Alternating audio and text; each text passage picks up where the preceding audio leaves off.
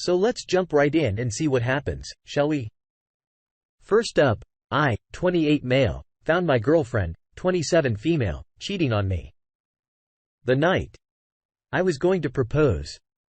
I don't even know where to begin. So we have been dating for the past 3.5 years now, met in college and reconnected and later dated. Last Friday, I had been working late the whole week since the industry I work in is hitting busy season. But tonight, I worked extra hard to get out by 6:30 or so to propose.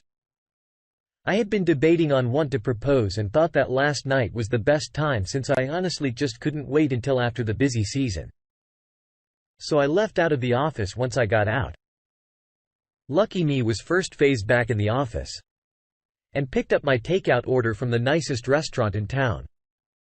I even had rented a tenant to watch later that night after dinner in my proposal. So I pull into the parking garage and head in. When it was time to unlock the door, I heard some nice music playing and thought that she might have been planning some surprise sexy time.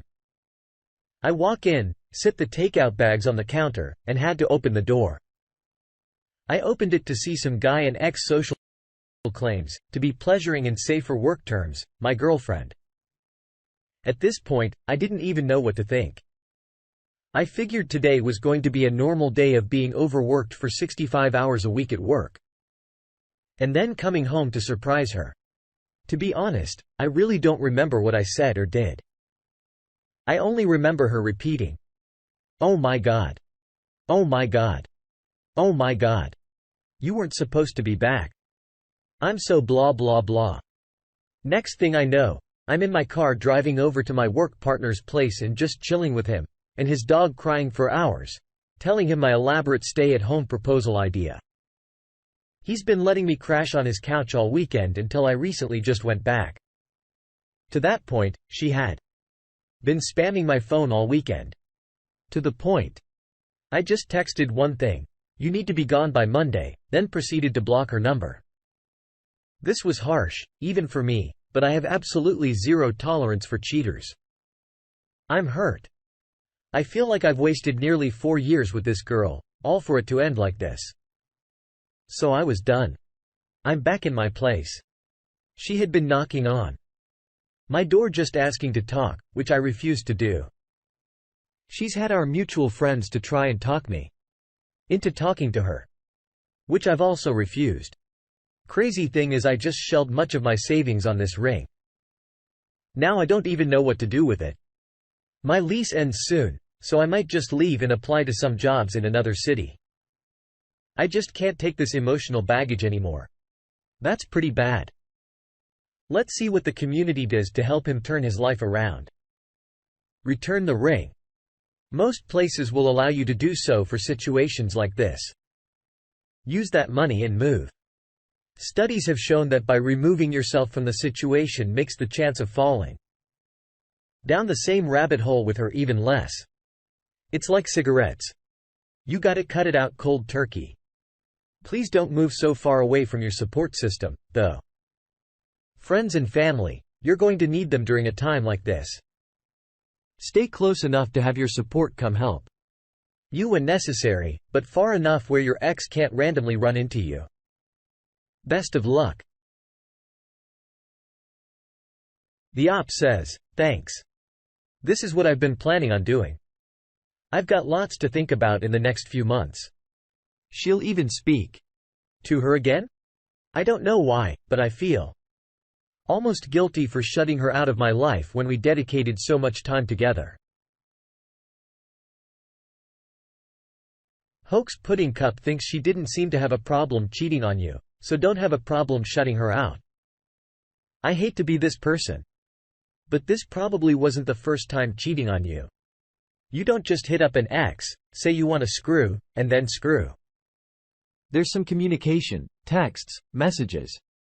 There's a build before you go physical cheating. I'm sorry, man. Drop her, don't be friends. Go get your life back. Soon 30 agrees, yeah. And I don't think she'd bring him home straight away either. She got cocky with it, thinking she could get away with it. Monty Pequena says, "If there's one thing in life I have a complete zero-tolerance policy for, it's cheating. The most fundamental thing in any relationship is trust. And once that is broken, it cannot be the same.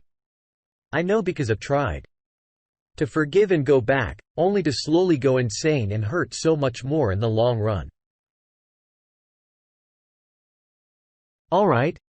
You thought that story was bad. Wait to hear the story title for the next one. Devastated.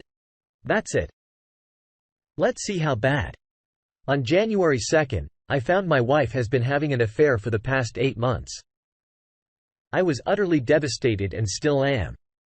We had been together for the past 7 years and married for the past 3. My entire life was upended in a matter of seconds, my sense of safety and security in life, losing my best friend, and any confidence I had in myself. Being on the receiving end of an affair changes your body's physiology. I am in a constant state of hyperarousal that is numbered out only slightly by utter exhaustion that follows. One of the most hurtful things is her lack of remorse and callousness. I'm only being able to hypothesize as to why she's having that reaction, but I suspect that it is a character flaw and she is incapable of empathy towards others. Learning that your partner started playing by a different set of rules, but you are still playing by the ones that you agreed to on your wedding day is the worst kind of betrayal and hurt someone can experience. At this point, I'm continually reminding my body and my mind that I am safe and I don't need to rehearse my anger because I'm no longer being deceived. But it's going to be a while until I feel safe again, and I trust my instinct as much as I did before the affair. Man, that was like ripping a Band-Aid off, shortened to the point. Failed. 1 millisecond says, "Are you considering reconciliation?" It sounds like a really bad idea seeing as how she's unremorseful. If you're divorcing her, then read it a comment below and get your ducks in a row. If not, then I'll send you my reconciliation guidelines, but it's not at all recommended in this case. She's probably so deep in the affair fog that she needs a serving of D papers to shake her out of it, and you might now want to stay anyway. Check your inbox. I've sent a recovery list as well. EOP said, "I already filed for divorce a week after finding out. It will be finalized towards the end of April. Thank you for your help with the guidelines." Fail. 1 millisecond comes back again with "No biggie, brother. Let me know if I can help you out with anything. I've got write-ups on write-ups." Op responds again. "Thank you. I really appreciate the support. Most of the stuff I know already, I am a therapist. Now it's a matter of implementing it myself. I've been pretty good with self-care and my support system has been amazing. If there's a silver lining to all this, it is that with the outpouring of support from friends and family, I have never felt more loved. From the second I learned about the affair, I made a point to just accept it and not feel unnecessary embarrassment about it. It was a conscious choice that she made to engage in. It was her decision to not talk about frustrations or concerns that she had in our relationship, and chose to seek comfort outside of our marriage. I don't know how many times I had approached her making bids to connect only to be disregarded. Before we get to the update, Decorum 1 wanted to add in, "Well, that explains a lot. When I read your post above, I thought, this is one of the most self-aware, betrayed partners I have ever seen on here. So you have the categories, terms, and understanding to identify and express the issues involved. It sounds like you are making the healthy choices. It takes a lot of moxie to do that when you have been gutted by infidelity. I am sorry for what you're going through. You are a real human. She has a limbic system and a body. It's disturbing and disappointing to see someone you cared about become that. Your statement that you are playing by the same rules you agreed to on your wedding day is one of those. Wow. That is so true, statements. Thanks for sharing it. I hope you get through this. Find your peace. and balance again and live to experience better things. Alright. Now, the update. Since my first post, I experienced another significant loss. My dad died. My mom and dad divorced when I was very young. He was in and out of my life a few times, but was never consistent. He had a number of relationships in his life, but he was never able to form deep and meaningful connections on a long-term basis with others. In short, he treated people as disposable when things begin to get tough. He left my mom when I was born. As I reflected on my dad's life and death, I began to see striking similarities between my wife and my dad. A few years ago, I fell off the roof and shattered my ankle. My wife had to take care of me for a few months while I was incapacitated. It was during that time that I believe our relationship began to change. Narcissists enjoy the appearance of perfection, superiority, and had great difficulty forming deep and meaningful relationships. They are incredibly skilled at being able to influence and deceive people and are able to form service-level relationships very well. I believe I recognize similar qualities in my wife on some level. That is what drew me to her in the first place. It was an opportunity to connect a fracture relationship I always wanted, but would never have. Recognizing this gave me some clarity. After I found out about the affair, I was so angry and hateful towards my wife for what she did. Beginning to see and understand the similarities of how each of them formed attachments helped me to realize how angry I still was at my dad and how some of the anger I was experienced towards my wife was being displaced. Don't get me wrong. I'm still angry towards my wife about the decision she made to treat our relationship as disposable, but some of that anger was not about her.